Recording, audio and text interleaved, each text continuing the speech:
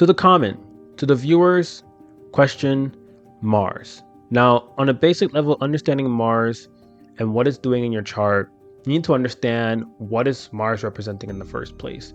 Mars is showing us, where do you get your strength, energy, and passion from? Okay, so when we are looking first, I think I'll only cover one aspect of it, which is what you originally asked me. I just wanted to know which sign it's in. Maybe I'll go over the sign. We'll see how I feel. And also based on time. Mars in the first house. What did we already say about Mars? Most violent. But because it's the most violent and there's lots of energy, right? Athletes, soldiers, they need to have lots of energy. And like, imagine playing soccer, football, whatever you want to call it, for like 2 hours, right? With very little break. You need to have, think about that. You need to have lots of energy to be an athlete, lots of energy to be a soldier, lots of energy for your ability to use your body for long, extensive periods of time. Mars in 6th house in D1 and Mars in 1st house in D9. Can you tell me where I should expand my energy on? So in order for us to know where you should be putting all of your energy in order to get whatever you want to manifest, I first need to know, like, what do you want to manifest? I'm just not randomly telling people, okay, spend time on this and spend time on that, if that's not what you're prioritizing in this life. What do you like? Things can be fine in relationship wise and things like that is fine, and maybe you're traveling a lot, but maybe when it comes to like money, you don't feel like it's the best, or maybe you want to create something independently in order to manifest money. That's completely different. That's a whole different ball game. You're not asking me how should I save money.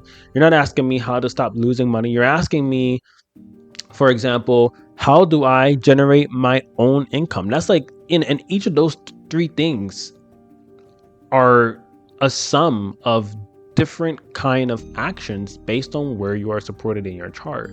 And that's what's so great about this, but this is what's so, you could say, quote unquote, difficult about it also, without a reading, that I don't know your goals. I don't know where you are in this life. I don't know what it is that you want. So it's very vague for me to come out and say, expand your energy on this, when I give you the umbrella of where you're supported. There are so many different ways that it can express based on what you're most interested in doing. But as long as it's under that umbrella, meaning where you're most supported in this life, manifestation is going to be foolproof. So you're just, bound to get a reading. But we're not going to go over D9 because I don't know how spiritually inclined you are. If you are a person who's not really into, let's say, like, you're comfortable and you're not wanting to get more of material world things and you're trying to go more on an inner journey, then we'll speak about your D9. Otherwise, let's just focus on the physical here, because there's no point of thinking about like D9. Okay. In terms of D1, your Mars being in the 6th house, we can speak about that.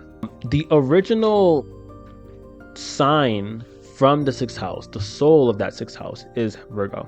It's a very intense energy, right? And it's being brought to the house where it brings destruction of the enemy.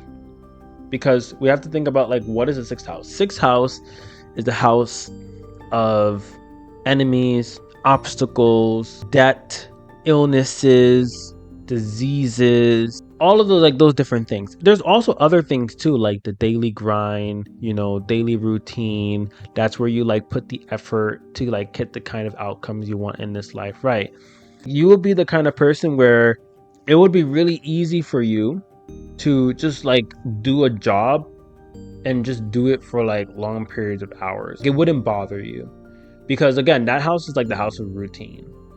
So for you, it's really easy to get a lot of your energy because you get a lot of energy, strength, and passion from just like doing something consistently. This is really good for you even doing something on your own, even because it's really easy for you to work consistently due to the nature of that house.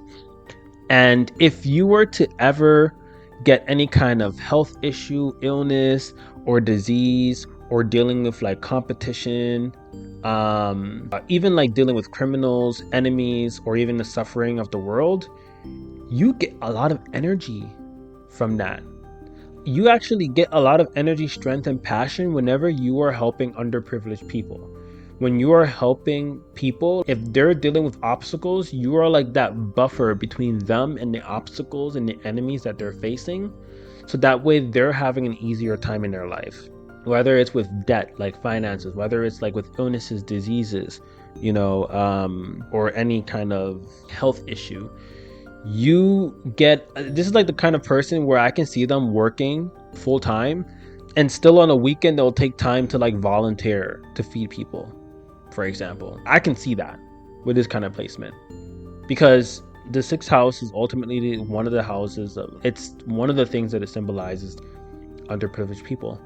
Another way this can also express, and this is why it's important to get the reading so we can see everything as a whole to know how specifically it's expressing, but another way this can express is because the sixth house is the house of pets. So this is the kind of placement where I can see someone adopting or taking in like a stray cat or a stray dog or some kind of like small animal because of this specific placement. I can also see them where maybe they don't do that, but maybe they do something that maybe they have done something, or they have a really big heart or soft spot for animals that are suffering, specifically small animals and pets and things like that. It wouldn't be like too much big animals or endangered species or wild animals, because that's more associated with the 11th house. Okay. But yeah, even if you were to get any kind of like disease or illness, because your Mars is located there, Mars is giving you the strength in order to fight it off. So if you ever get diagnosed with anything, never even get into any kind of, not saying that you have to or will to be able to experience this. This can also express in many different ways, other ways, but on a basic level, if you were to ever get into any kind of health issue, never worry about it. Never give in to any fear or anything, because this kind of placement always allows the person to fight it off, whatever it is. Okay. Now you did tell me that it was in Scorpio, so I won't get too much into this combination.